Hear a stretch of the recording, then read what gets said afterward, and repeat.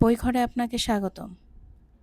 আমাদের আজকের নিবেদন মোহাম্মদ জাফর ইকবালের দীপু নাম্বার 2। গল্প পাঠে আমি স্মৃতি। ট্রেন ছাড়ার আর মাত্র 10 মিনিট বাকি। আম্মা ওর টিকিট বদলে ওকে ফার্স্ট ক্লাস টিকিট কিনে দিয়েছেন। একটা আস্ত বাঙ্ক ওর নিজের। ওর ঘুমোতে আর অসুবিধা হবে না। আম্মা বললেন, তোর আব্বা শুনে আমার ওপর রাগ করবে না যে ফার্স্ট ক্লাসের টিকিট কিনে তোকে বাবু বানিয়ে দিচ্ছি?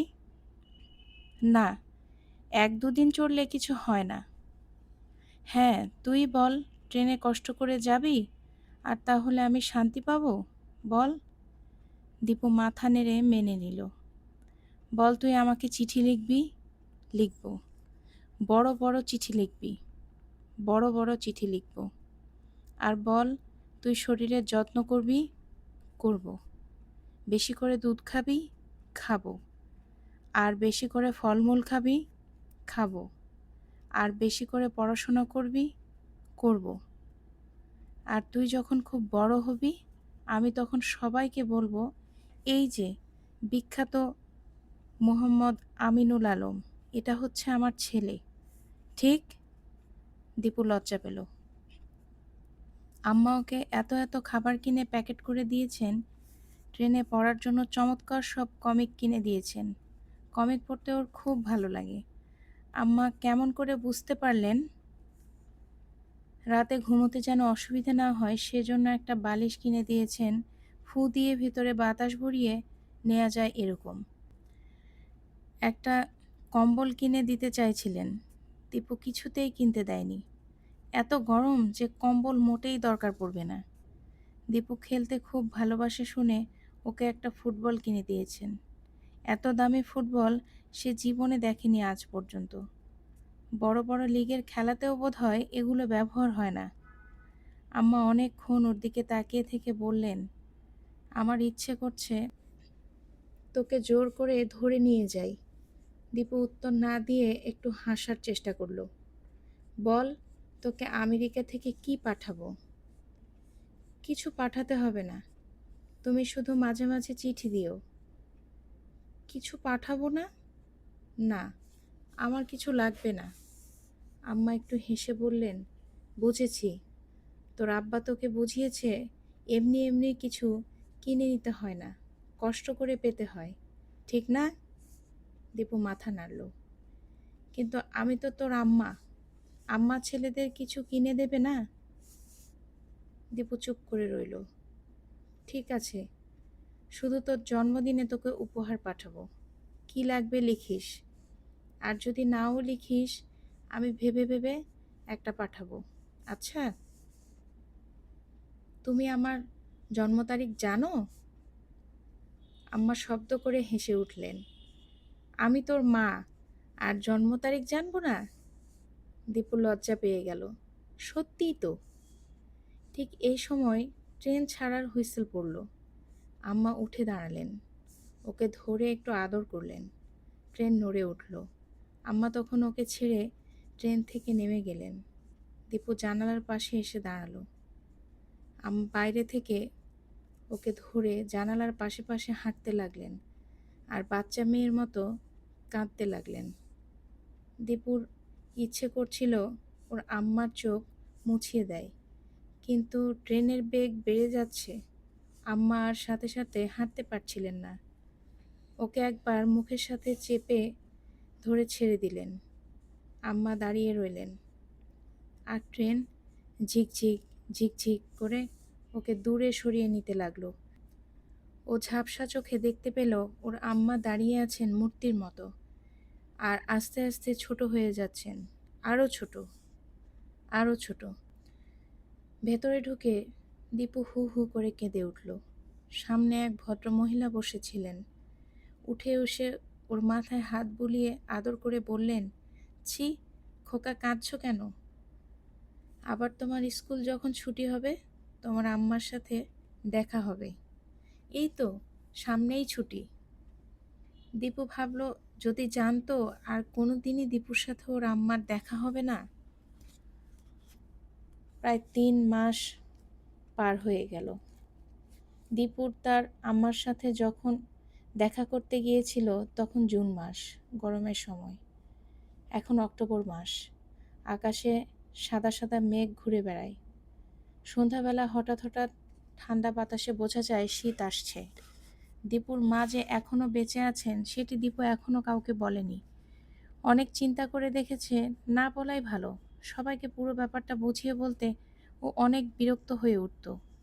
শুধু তাই নয়, বুঝিয়ে দেবার সময় সবাই এমন করে ওর দিকে তাকাতো যে ওটা ওর মোটেই ভালো লাগতো না। দীপু আব্বার সাথে আলাপ করে দেখেছে, আব্বাও বলেছেন তিনি যদি দীপুর জায়গায় হতেন তাহলে তিনিও কাউকে বলতেন না। দীপু কাউকেই বলেনি। অবশ্যই পুরোপুরি সত্যি নয় কথাটা। সে একজনকে বলেছে, তারিককে। তারিককে না বলে সে পারেনি। তার কারণও ছিল। একদিন ওর তারিকের বাসায় যাবার দরকার হলো। পরদিন ক্লাস 9-এর সাথে ফুটবল খেলা। তারিককে আগে থেকে বলে না দিলে ও হয়তো আসবেই না। আর তারিক যেরকম স্কুল ফাঁকি দেয়, এমনও হতে পারে যে স্কুলে আসবে না সামনের 3-4 দিন। কিন্তু মুশকিল হলো যে দীপু তারিকের বাসা চেনে না। বেশ কজনকে জিজ্ঞেস করে দেখলো যে কেউই চেনে না। সবচেয়ে মজার ব্যাপার, কেউ বলতে পর্যন্ত পারলো না ও কোন এলাকায় থাকে। একজন বলল হতে পারে ও খালের ওপারে থাকে। কাঠের পুলের ওপর দিয়ে ও কয়দিন তারিককে বই খাতা নিয়ে আসতে দেখেছে। বাসা খুঁজে বের করতে দীপুর কেমন জানি একটু মজা লাগে। এবারে কোনো কিছু না জেনেও সে আগে বাসা খুঁজে বের করেছে। খুঁজে বের করা যত কঠিন হয়ে ওঠে তত মজা লাগতে থাকে। অবশ্যই একা একা একটু বিরক্তিকর হয়ে ওঠে। সাথে কেউ থাকলে খুব ভালো। আজ ওর একাই বের হতে হলো। সবই কোনো না কোনো কাজে ব্যস্ত। এত যে নিষ্কর্মা বাবু, তারও নাকি আজ খালার বাসায় বাগানের সবজি নিয়ে যেতে হবে। ধোপির খাল অনেক দূর, 3 মাইলের কম কিছুতেই না। খালের ওপরে কাঠের পুল, তার সামনে একটা ছোট দোকান। দীপু সেখানে খোঁজ নিল। ছেলেটি তারিকের নাম জানে না, কিন্তু চিনতে পারল। বলল এদিকেই কোথায় যেন থাকে। পুলটা পার হয়ে ও আরও কয়েকটা পানের দোকানে খোঁজ নিল। তাদের মাঝে একজন তারিককে চিনতে পারল। এমনকি তারিকের আব্বার নাম পর্যন্ত বলে দিল। ওরা সুতার পাড়ায় থাকে। ওর আব্বা একজন কাঠমিস্ত্রি। এরপরে দীপুর কাজ অনেক সহজ হয়ে যাবার কথা। পাড়াটার নাম জানে, তারিকের নাম পর্যন্ত জানে। কিন্তু মজার ব্যাপার, ও কিছুতেই তবু বাসাটা খুঁজে পেল না। ছোট ছোট গলি দিয়ে ও ঘুরে বেড়াতে লাগলো। ঘিঞ্চি ঘিঞ্চি পাশাপাশি বাড়ি, নোংরা নর্দমা, ছোট ছোট ছেলে মেয়ে খালি গায়ে ছোটাছুটি করছে। এর মাঝে কোনটা তারিকের বাসা কে জানে। দীপু তখন ছোট ছোট ছেলেদের জিজ্ঞেস করতে লাগলো। ওরা অনেক সময় বেশি খবর রাখে। প্রায় 10 জনকে জিজ্ঞেস করে ও প্রায় হাল ছেড়ে দিচ্ছিল। তখন একজন তারিককে চিনতে পারল। বলল, ও কাচু ভাই, ফাগলি বাড়ির। কাচু ভাই মানে? তারিক তো হ্যার স্কুলের নাম। বাড়িত হ্যারে কাচু ডাহে। আহো আমার লগে, ফাগলি বাড়িত থাকে। দীপু ওর কথা ভালো করে বুঝতে পারছিল না। পিছে পিছে গেল তবু। ছেলেটি বাঁশের দরমার নড়বড়ে এক বাসার সামনে দাঁড়িয়ে বলল, এই বাড়ি। ফাগলি তাহে এই বাড়িত। ছেলেটা একগাল হেসে চলে গেল। দীপু ডাকল, তারিক, এই তারিক। অমনি এক ভীষণ ব্যাপার ঘটে গেল। ভেতর থেকে মেয়েলি গলার একটা ভীষণ চিৎকার শোনা গেল। তারপর হঠাৎ দরজা খুলে গেল আর ময়লা ছেঁড়া কাপড় পরা একজন পাগলি বেরিয়ে এলো। লম্বা লম্বা চুল এলোমেলো, হাত পেছনে শক্ত করে বাঁধা, কপালে কাটা, রক্ত পড়ছে দরদর করে। দীপু ভয় পেয়ে পিছিয়ে এলো। দৌড় দেবে কিনা বুঝতে পারছিল না। ঠিক এই সময়ে তারিক বেরিয়ে এলো। সামনে দীপুকে দেখে মুহূর্তে ফ্যাকাশে বিবর্ণ হয়ে গেল। 2 হাতে পাগলিকে ধরে টেনে ভেতরে নিয়ে গেল। ভেতরে চেঁচামেচি, গালিগালাজ শোনা গেল কিছুক্ষণ। একটু পরে সব থেমে গেল, আর দরজা খুলে তারিক বের হয়ে এলো। সারা মুখ থমথম করছে রাগে। দীপুর কাছে এসে রুক্ষ স্বরে জিজ্ঞেস করলো, এখানে এসেছিস কেন? দীপু উত্তর না দিয়ে জিজ্ঞেস করলো, ও কে? তোর বাপের কি তাতে? বল না কে? কেউ না। বল না। বললাম তো, কেউ না, পাগলি। তোর মা?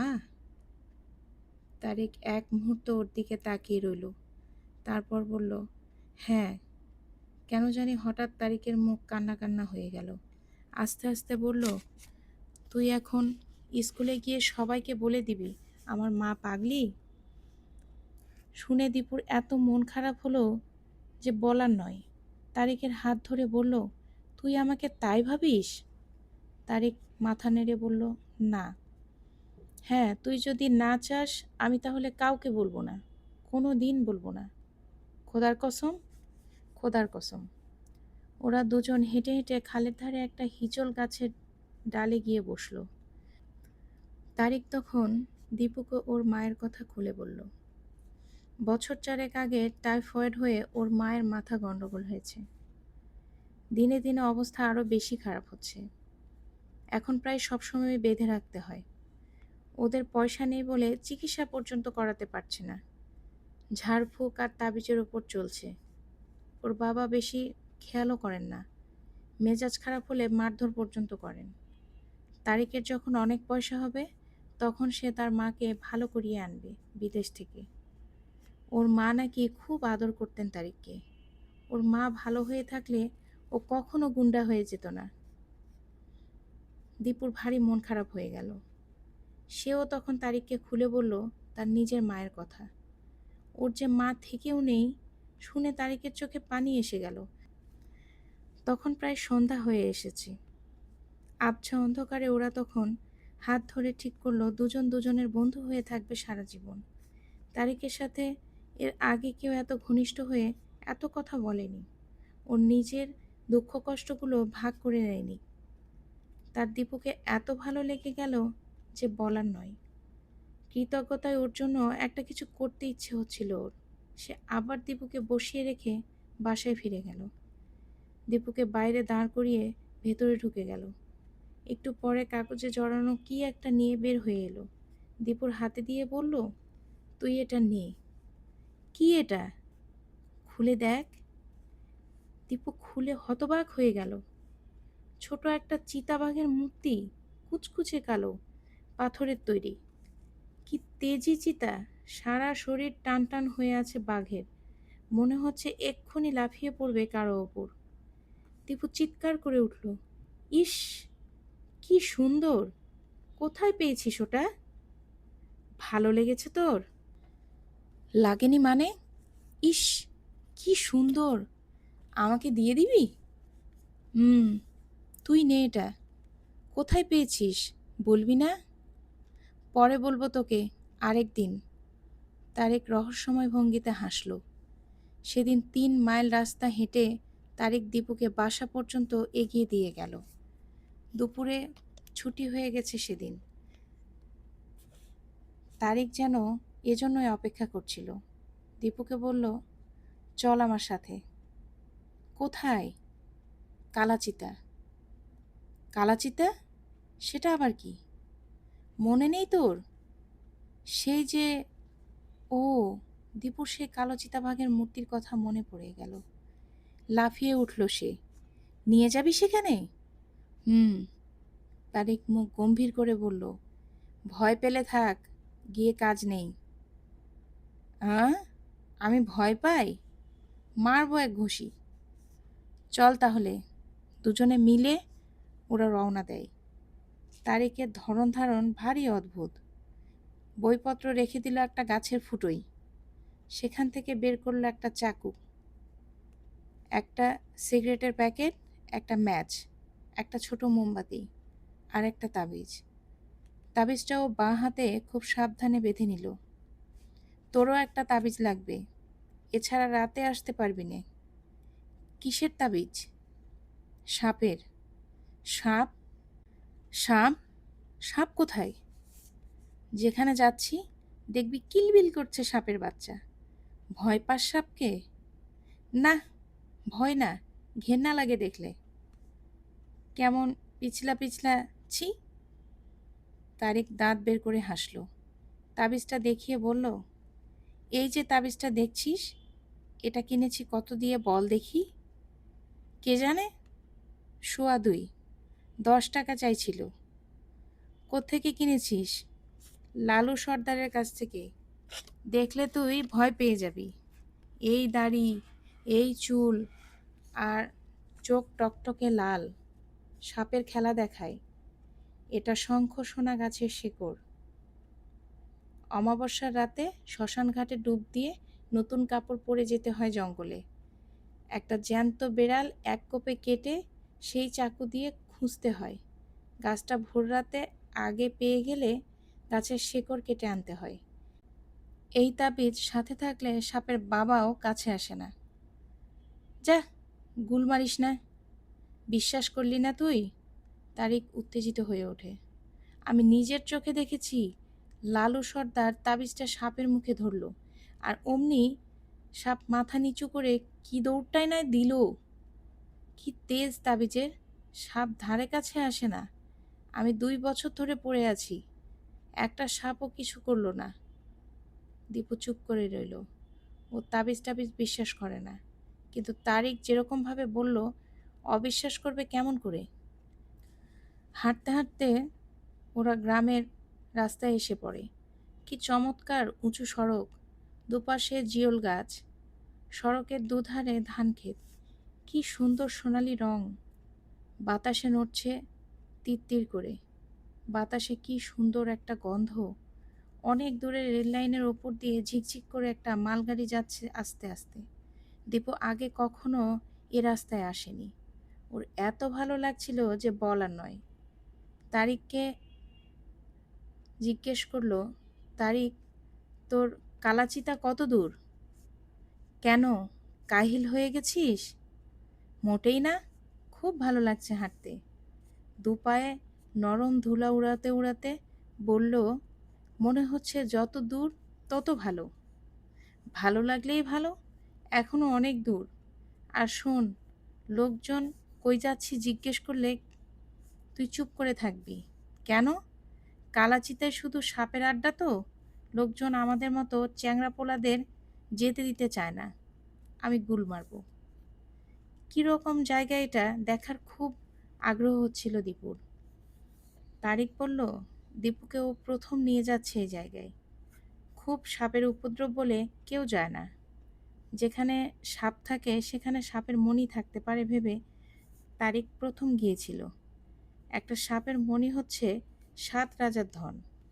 একা কোনোভাবে পেয়ে গেলে একেবারে বড়লোক হয়ে যেত। খুঁজে খুঁজে ও সাপের মণি পায়নি ঠিকই, কিন্তু অনেক মজার মজার জিনিস পেয়েছে। এই কালাচিতার মূর্তিটি ওখানেই পেয়েছিল বলে নাম দিয়েছে কালাচিতা। জায়গাটা টিলার মতো উঁচু, চারিদিকে জঙ্গলে ভরা।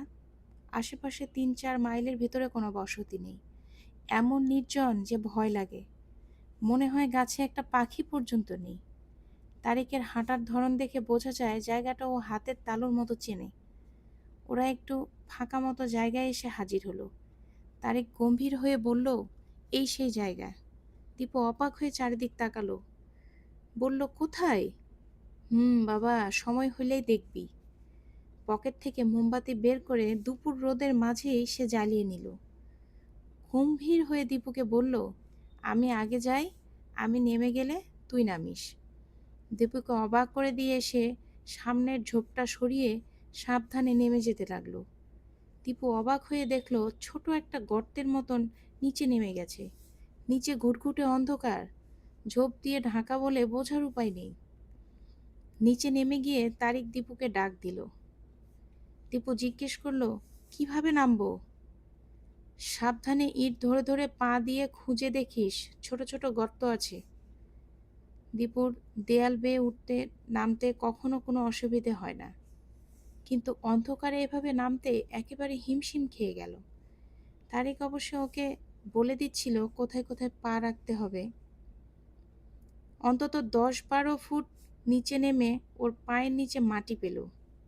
অন্ধকার চোখ সরে যেতেই ও অবাক হয়ে যায়। ছোট একটা ঘরের মতো জায়গা, একপাশে থাক থাক সিঁড়ি নেমে গেছে নিচে। দীপু অবাক হয়ে তাকিয়ে থাকে। তারিক বলল, দেখলি? হুম, কি কাণ্ড! তুই নিজে নিজে খুঁজে বের করেছিস এটা? হ্যাঁ, এটা হচ্ছে একটা ঘর। ওই সিঁড়ি দিয়ে নিচে নেমে গেলে আরেকটা ঘর, তবে ওটা মাটি দিয়ে বুজে আছে।